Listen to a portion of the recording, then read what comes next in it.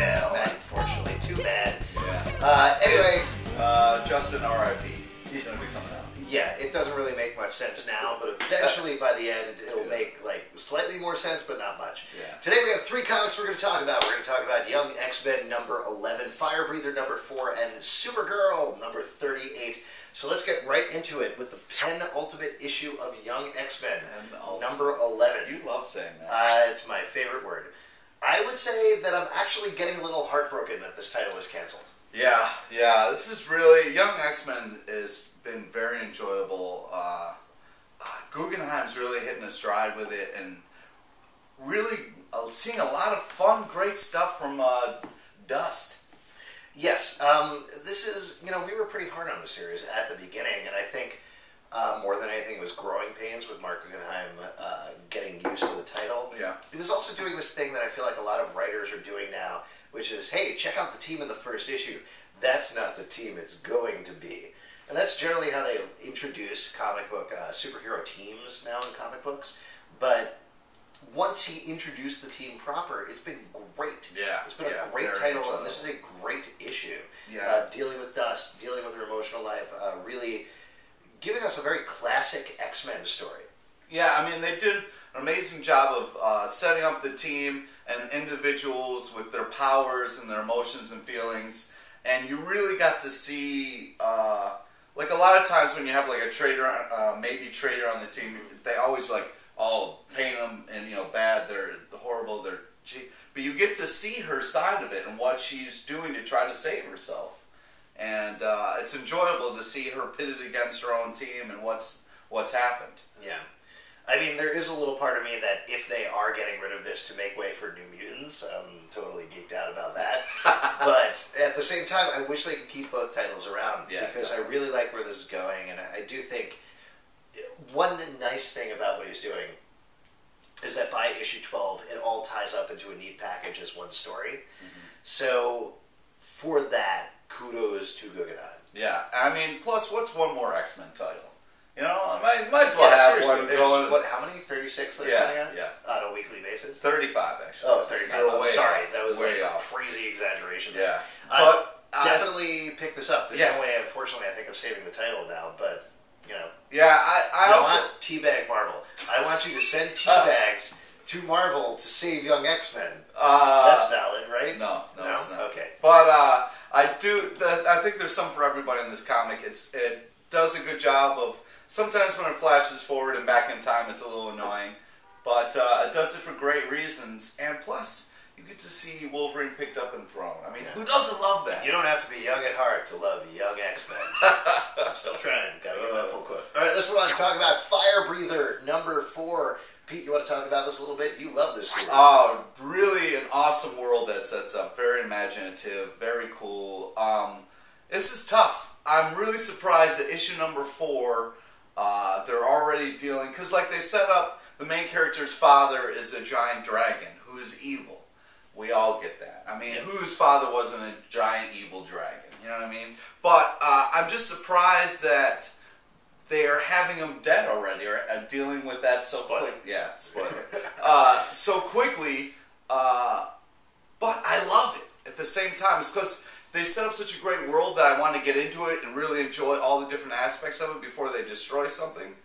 But I'm sure they have a great reason for doing that. But man, what a cool story and cool world they set up. Yeah, it was very sudden. I mean, maybe the point is that death is sudden, and that's what they're doing with here. Yes, kind of like Justin knows what that's about. No, he was a slow death. He was dragged. I don't want to say for what, because that would be a spoiler, but he was dragged. Firebreather's great. I gotta admit, there's a weird thing that I have a reaction to you liking Firebreather so much, because I read it when it first came out in the original miniseries, and I kind of feel like, oh, well, I was a fan of that band back then, and you're just like late to the party. Oh, I guess I'm not cool because I don't know the original. Yeah, a little bit. It's weird. But hey, however, I would say... I'm sorry I'm late to the party, but I'm here now. Firebreather number 4 is great. Definitely pick up the entire series. Get some of the old B-sides and stuff. That's some of my favorite stuff. I remember when I used to see Firebreather, there was like this little venue. Oh, man. This little hall-to-wall downtown. I can't believe they used to perform there, and you were so close. Crazy. You could have reached out and touched them. Yeah. I had a beer with Firebreather one time. Wow. It was awesome. Well, I'm definitely really excited to see where the story's going to go from here. Absolutely. This is a great series. Definitely pick it up. Let's move on and talk about Supergirl, number 38. I've really liked this series. I have no idea what's happening. I've been on and off with Supergirl. I just, as a character, as a hero, she's never really been one of my favorites. Or I've been like, man, I can't wait to read Supergirl. They've done some good stuff, but this I picked up and I was like, what is happening? Wow, that was really racist. If there was a series called Supergirl tearing dudes' heads off, would you like Supergirl then? No. Yeah, probably. Yeah, probably.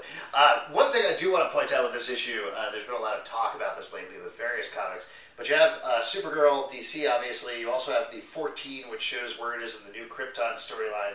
You also have Origins and Omens, and then you have Who is Superwoman Part 2. There's a lot of logos going on this, and I think that might contribute to your confusion a little bit. The fact that it's part of 5 different crossovers. Yeah, there was definitely like at least three different things going on. And then it was like when I was getting used to something, they stopped it to be like, wait, somebody got a doll. Okay, back to crazy action. Yes. As somebody who has read every issue of this and really enjoying this, I was a little disappointed when Sterling Gates wrote such a great issue out of the bat and then immediately got thrown into the new Krypton crossover. However, I'm really enjoying this a lot. And despite the fact that I hate secret characters like, who is Superwoman? You know, this whole mystery about who this person is. I feel like it's a very hackneyed approach to comics. I totally want to know who Superwoman is. It's ridiculous. I think that's a testament to what Gates is doing with the title, that he's writing a really good, fun mystery and layering nice things for Supergirl as a character, which is probably the first time in 36 issues, 38 issues, something like that. What I didn't understand is why she was like, Supergirl, stop hitting me, we need to talk, but yet they kept fighting, and then, you know, usually it's like when there's a team up or people are trying to work together, one person is like... Well, we don't know. Once we find out who she is, I think it's going to make sense. Yeah, but I just wish Supergirl would have stopped hitting her for a second so she could have got her side... You know, she wanted to go to Earth, and she was like, no, we have to get out of here. Something's really important. Well, it's like that other day when I was like, Pete, stop hitting me, and you were like, never. Well, that was different. Yeah, certainly was. I would say pick it up. What would you say?